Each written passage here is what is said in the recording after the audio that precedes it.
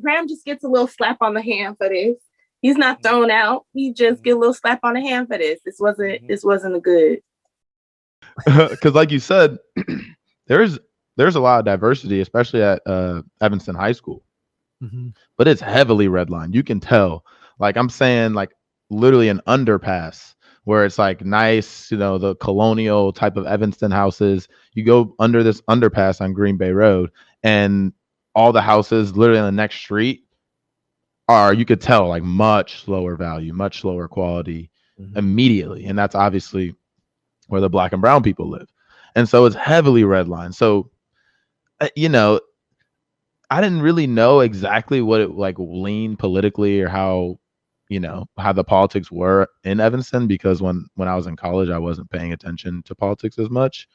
So I just didn't expect something, progressive and on the spectrum of that we exist on in this country. This is a progressive bill. Now, of course, there's people that saying it's not nearly enough, and of course they're right. It's not nearly enough. Like I think in the one of the articles it said, well, there's up to $25,000 you can claim, and so there's only 400,000 being distributed, so that's only 16 people, right? And so that's obviously nothing near like a true reparation for a black family, but they're actually, it's almost like the stimulus check, right?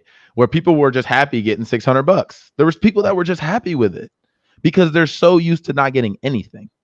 Right. And so that's how you have to look at these things in the spectrum of our politics.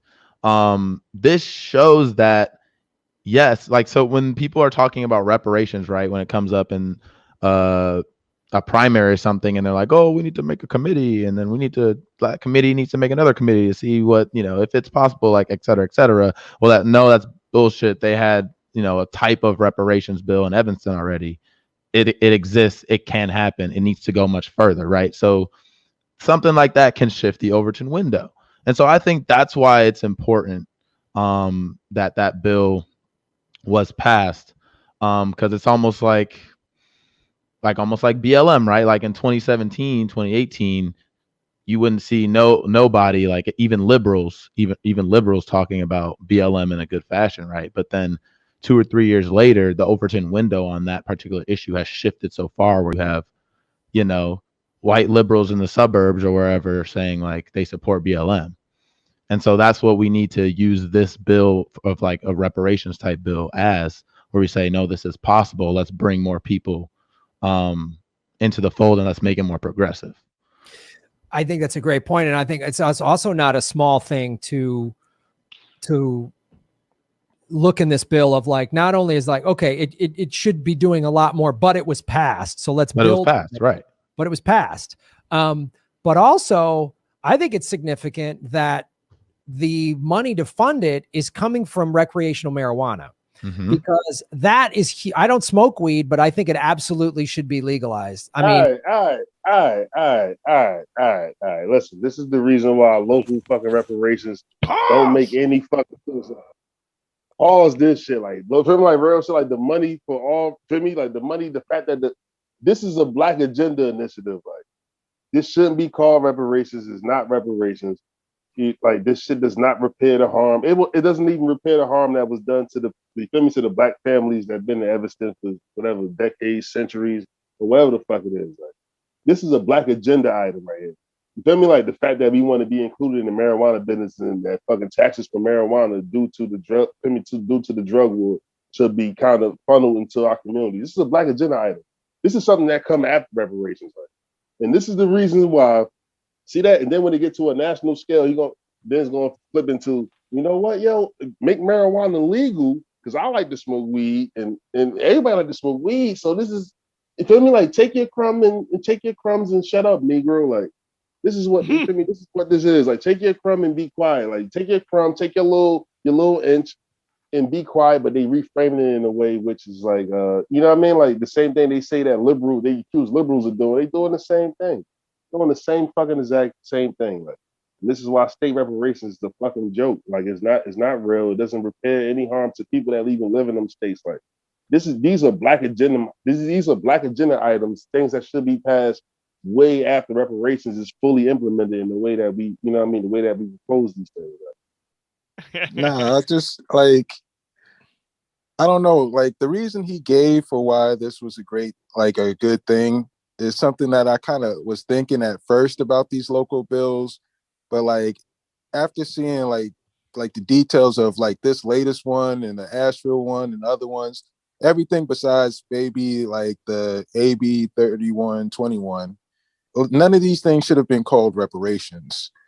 It should have been like racial equity, something like that, because what is turning it into is like they're just using using reparations as a buzzword and to be symbolic.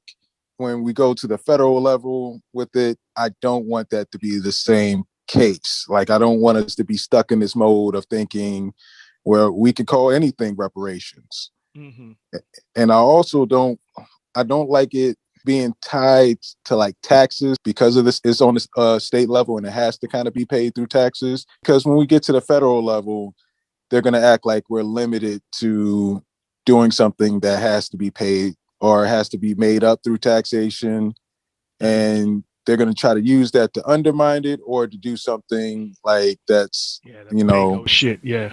Yeah. Give us crumbs instead of giving us like the real deal. Like I'm against the way they're doing it on the local level. If you're just going to do like a study of how like slavery affected your state or like, something like that, something that can kind of be passed on to the federal level. Yeah. Like I'm all for that. But like everything else, call it like a racial equity initiative or something like that. Call this shit a fucking housing program. Call this a redlining, a redlining repair housing bill. Yeah. Yeah. Or a redlining reparative housing bill. Yeah, I think, and I agree that this is a, for the uninitiated, this sounds great, but for those of us who have been in these circles for a while, you're pissing on us and calling it rain. Yeah, exactly. Because if you don't know the magnitude, the sheer, we're talking about Mount Kilimanjaro size debt that stacking up dollars that high to pay what was done to us. If you look at that and then see what's being done, $400,000, you need to add like 6 more zeros to that just to touch what we're talking about. Right. So in that regard, again, to the uninitiated, this may seem like something more than it actually is. But for those of us who have been doing this, yeah, this is this ain't it. This ain't it, boss. No, sir. Anybody else got anything on that? Oh yeah, and the BLM analogy was not a great analogy. Terrible. Because why so? Because they have been very symbolic and not effective. Yeah, completely. So effective. We don't want that with reparations. Mm-hmm, absolutely. You don't want nobody to come twerk on your lawn for reparations? Yeah. No. You okay? You can get your woman to do that at home. You don't need random strangers. You're welcome to twerk on the lawn, but I think and another point everything's reparations these days. So shit. But I think that's one of the things that I don't like about this framing is it's like this bill fell from the sky, right? Like people have been working on reparations heavily, for decades, for centuries, really. But just recently, the last 5 to 10 years, especially what we've been doing since what was formerly known as ADOS and wherever we are now, or whatever we are now, freedmen, whatever we're going to call ourselves. Regardless, but there's been a lot of work put in to make reparations not so much a poison word anymore, right? It's on as Ty would say, Ty Harper, it's on everybody's lips now, right? It's on everybody's talking about reparations, whether it's bad, good, or indifferent. And as those as folks know in media, there's no such thing as bad press, right? So the fact that this is a kitchen table discussion all across the country, that didn't happen in a vacuum. The people that the left has been shunning since we started this journey are the people responsible for this change. So put some respect in our name as Put some respect on my name. put some respect on our names as Sam would say. So I think that but again, they've been pushing against it so hard that they've anyway, it's again discussion for another day.